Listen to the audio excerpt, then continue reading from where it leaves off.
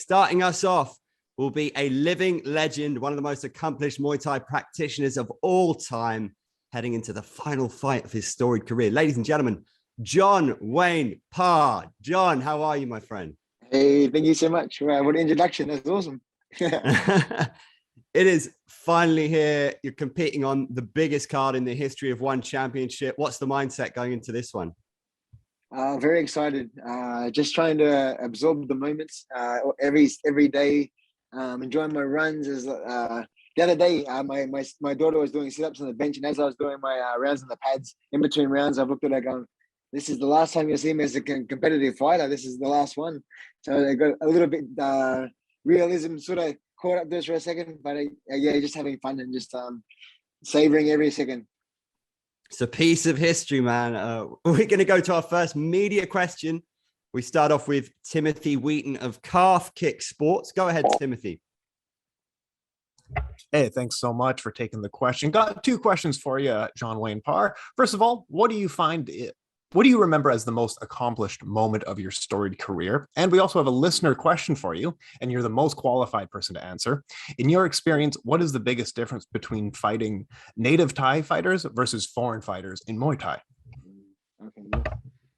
So the biggest accomplishment was the S1 at Raja Modern Stadium in Bangkok. I had to fight 3 times in 2 hours. I fought a Russian, a French gentleman, and then I fought a Thai had previously beaten me 3 times in a row. And then I finally beat him. And then it was $1 million, a world title, and a trophy from the Prime Minister of Thailand, all on Thai TV. So, and the next day, I went down to the news agent, and every every newspaper and magazine, it was just, my face was everywhere. It was just absolutely amazing. And then walking down the street, tuk-tuks and taxis would just stop on the side of the road and jump out and ask for photos. It was like, I'm getting recognized by Thais. This is the dream. So that was probably definitely the biggest moment. And then, and the difference between fighting Thais and non-Thais. Thais are so precise. Westerners come up with a little more craziness, whereas Thais are so calculated and so powerful. When they hit you, and if there's a 50-cent piece on your arm, they get that piece every single time. It's they're so brutal. Westerners are crazy because they come at all different angles and you never know, and they don't stop. Whereas Thais are a bit more calculated and a bit more cunning. So fighting Thais is fun because you get to play the game in.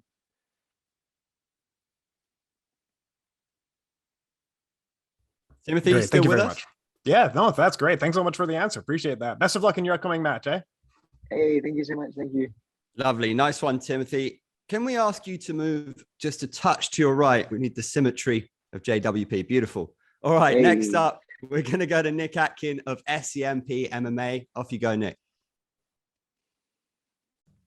Hey guys, hey John Wayne Parr, thank you for taking my question. Just want to first of all get your thoughts on this matchup against Eduard Folayang. How much do you know about him? How much have you followed his career throughout your career? Yeah, he's a superstar. I'm so honored to share the cage with him. It's been really cool. He's powerful. He's very, very fast, very explosive. I have to be very wary of where things are coming from because there's no set course. Everything's so erratic, but it's exciting. You know, it brings out the fire in my belly when I'm training. So I know I have a hard fight in front of me that makes me train harder too. I'm very excited. I can't wait. And I know you maybe spoke about this before, but what do you? Would you still like to fight Dan Hardy? I know you want to retire after this. You said it's your last fight, but if that opportunity came up again, would that be something that would tempt you maybe to have one more? Oh, geez, maybe for sure. If probably maybe in boxing, I love the boxing. Dan as well. It's boxing's a little bit more easy on the body as well. For sure. If the opportunity arose and someone wanted to put some money out there as well, I'm always keen to try and pay off my investments. So who knows? But I don't think so. Were you annoyed that one fell through? It seemed like both of you were up for it, but they couldn't come to an agreement on it.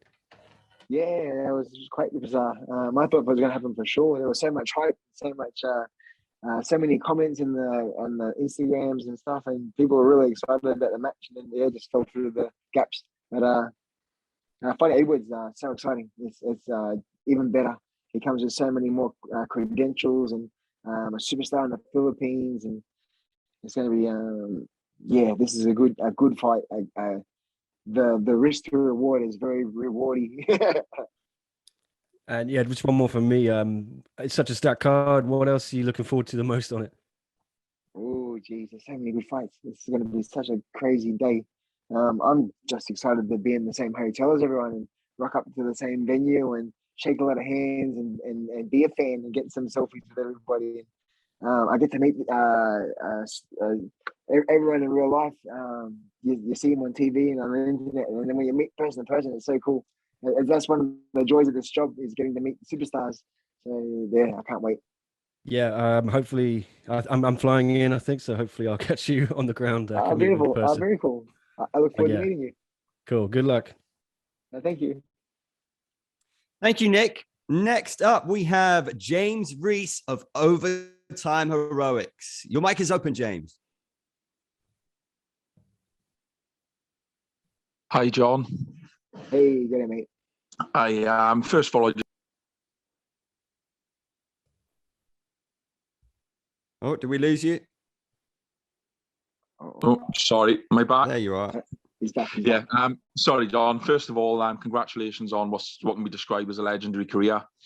The question I wanted to ask really was, how much does it mean to you to be able to finish your competitive career then on such a huge show like the 1X anniversary show? And Wow. how big a part of does the 100th win mean to you? Yes, the 100th win is everything. Yeah, cause at the end of the day, like, money's cool, but to get to 100 wins, not many people around the world, not many white people anyway. Ties 200, 300, 400 fights is no worries, but to be a Westerner and get 100 wins, it's like, yeah, so special. And it puts me in a different league. It puts me in a class above. So yeah, I'm really excited just to finish, knowing that all my career is all down to this one fight, and if I can get this, just makes the cherry on top. It's perfect. Yeah, definitely fantastic career. Thank you very much, John, and good luck in your fight. Hey, cheers, thank you. Cheers, James. We go now to Dylan Bowker of Sports Keeda. Off you go, Dylan. Hey there, John. I appreciate you making some time. Hey, good evening. I'm just kind of curious because, getting ready to, take in your 6th fight there in Singapore per that recent Instagram post, but seems like a lot of awesome Patriots are coming out for this one. Like, how does that all make you feel? I imagine it's exciting. Oh, it's very surreal. Yeah, to have everyone's support and to go back to Singapore is so special to me because of the contender and that helped shoot me up to a different level of fame.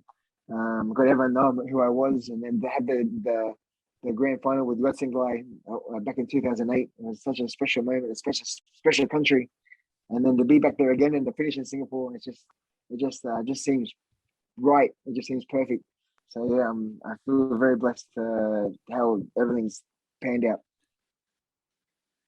Yeah, absolutely. And your daughter also interwoven into the fighting fabric as well. Like, are you thinking you're going to be taking on a more prominent coaching role as you kind of phase out of the competitive career there? Oh, for sure. Approximately 30 fighters underneath me, plus my kids. And then now we started jiu-jitsu in the gym 2 years ago. And between the jiu-jitsu comps and now MMA comps and Muay Thai comps, we're very busy. So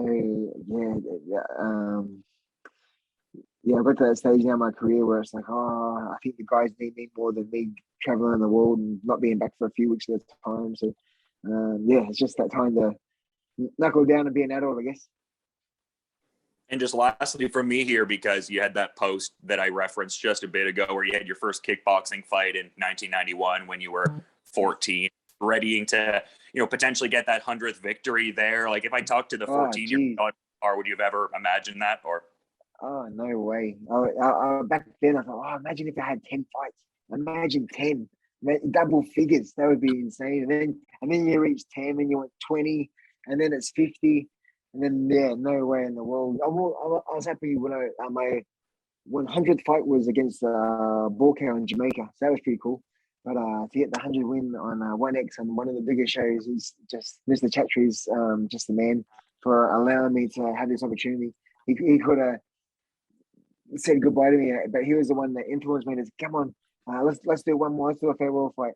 And he's the one that lit the fire in my belly and to put me on this show. I just can't thank the man enough. It's so cool. I feel so honored and privileged to be on the card. Well, thanks so much for the insights, man. A privilege talking to you and looking forward to checking. Thank you, Dylan. Our next question comes in via text from Luisa Morales of Philippine Star.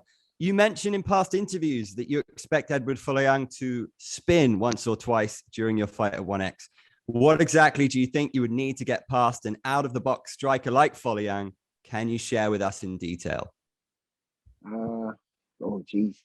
I try not to stand in the pocket when he attacks. Don't be there when he tries to hit me. And when I do hit him, make sure that I get out before he gets angry. Nothing worse than fighting someone that's angry because I really want to try and hurt you twice as bad. So just hit him more than he hits me. It's just basic. There's no real science to it. It's just go. Fighting angry is an interesting concept. You've fought a lot of fascinating characters and legends of the sport. Have you ever wanted to take someone's head off in there? Have you ever had any animosity of all the guys you fought in the past? Yes, as a matter of fact, it was a massive learning curve. I fought that gentleman on the Contender reality TV show, and then he was just so annoying. And then we had this challenge, and I ended up picking him. And then all the film crew, all the fighters, all the trainers, everyone's coming up to me behind my, hey, you have to beat this guy. You got to get him out of his house. He's so annoying. So I had so much pressure. And then because the harder I tried to knock him out, the more it wouldn't happen. And then it starts playing games in your mind because I want to get this guy out of here, but he's still fighting back. And then it makes you more mentally tired. So I won the fight, but I learned not to get that emotional ever again. Just focus and stay loose instead of getting emotion getting into the fight. Otherwise, everything goes to the mud then.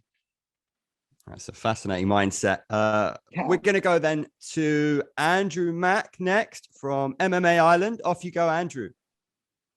Hi, John. Thank you for taking my question. Hey, good evening. So how familiar are you with Wushu? And have you brought in any Wushu fighters into your training camp to train against? No. Even though it was amazing. It's a Muay Thai fight, so I got to train Muay Thai. So, but I've got a couple of guys in the gym that move pretty slick. And I can do side kicks and back kicks and keeping me on my toes. So I'm prepared for whatever happens. And then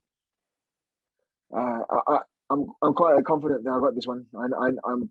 My sparring's going really well. I've been doing lots of training and I feel fit. I feel ready. So what happens. All right, thank you. Can't wait to see you work your craft. Hey, thank you. John, I'm interested. You're a bit of a pioneer in martial arts and MMA gloves and different disciplines. What do you make of the Rodtang DJ fight and how intrigued are you this is happening on the same card? Oh, this is amazing. This is the fight. It's so exciting. Rodtang is just a different animal. He just I wonder if he's gonna drop his hands and then call Mighty Mouse on because that would be just mind blowing. I'm just worried about round two because Demetrius Johnson is so awesome. So and it takes so long to learn the ground. I've been there myself where I had 2 months to try and learn as much as I could before my first MMA fight. And then once because in the gym you can practice going step by step, grab the arm, pull to the side, under the arm, and then over. But on the ring, it's like you don't have time. You don't have time to do anything. It's just like it's on. So it's going to be. I just hope it's an exciting fight and it goes no distance. If we can get 4 rounds, that'd be just perfect. But I don't think so. Rodtang's getting a lot of love now, and I think new fans in maybe the States are starting to discover him as well. Who's the one guy, maybe from the next generation, who really excites you at the moment? Oh, who excites me? Geez, that's a good question. Mr. Haggerty, he's amazing. He's so cool. He's so brutal and so aggressive and so exciting. He just comes forward and just doesn't stop throwing. It's really cool. Who else? Oh, there's everyone. The being a part of one is just every time you turn on the fights, it's just show stopping every time. So yeah, that's why I'm so happy to be here. I can't believe that I'm part of such an amazing organization with so many great fighters. Do you think Haggerty gets it done in a trilogy eventually with Rod Tang? Well, that's another good question. Jeez, it's tough. They're both brutal. Yeah, who knows? I got no answer. I wish I could say, which I'm on the fence. We'll get to find out eventually, I reckon. Yeah. We got another text question coming in from Khan of Daily News Thailand. What's the first thing you're going to do when you get home as a retired martial artist? Oh, geez, that's going to be, don't know. That's a good question. Yeah, just appreciate the family, and just work hard in the gym and try and build that and make that more successful than it is. Try and get the next lot of fighters out, and yeah, that's it. Just I live, breathe, sleep this sport, so to have it not part of me and then having to share it, it's exciting. So I'm looking forward to the future.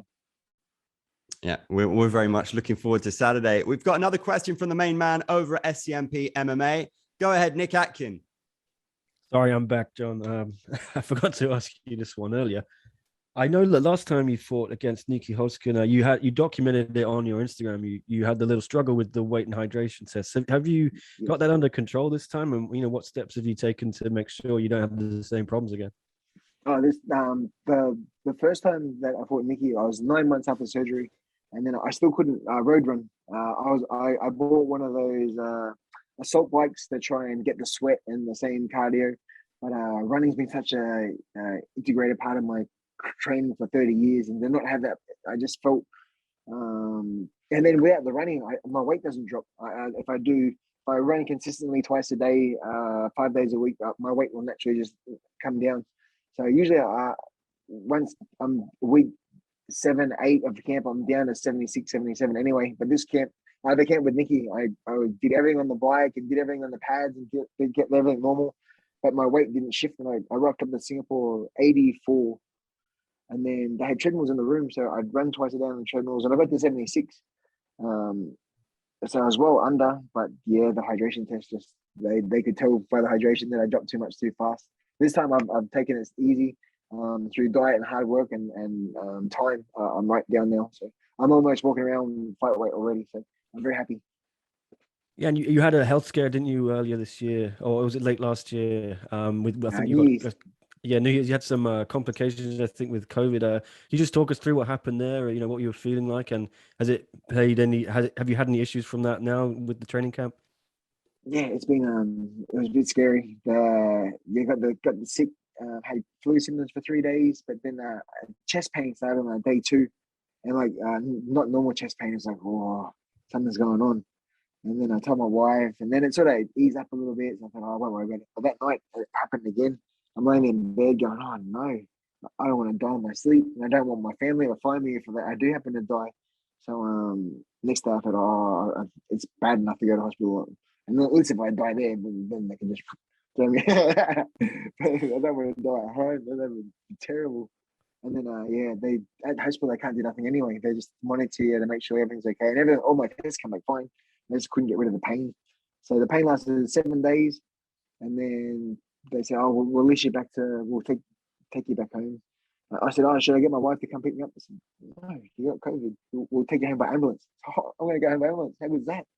And then the ambulance driver was saying, "Oh, you better hope you don't develop long COVID. Otherwise, you could have these symptoms for months, if not years."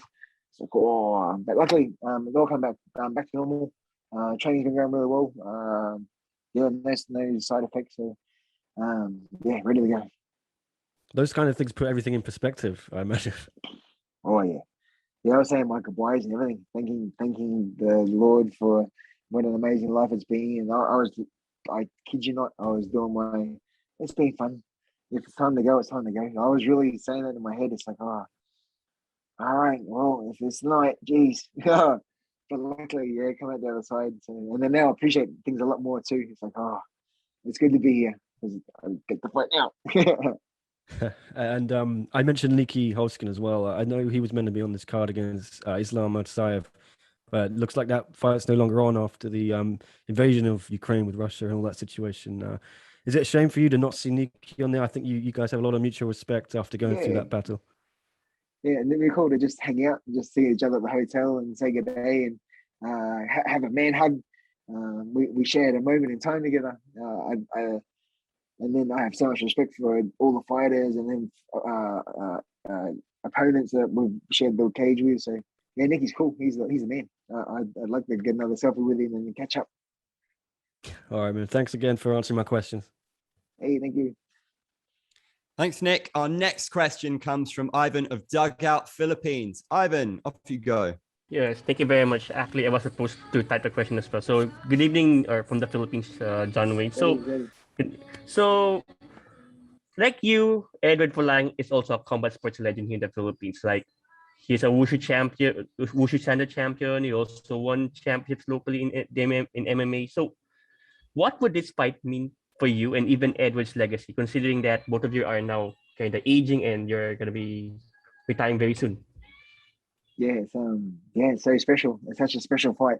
It's more than just a fight. To share the ring with a legend, it's so cool.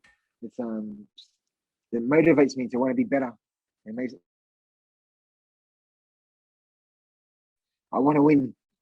And then when it's when you fight a legend too, that makes it more exciting. It makes it more real.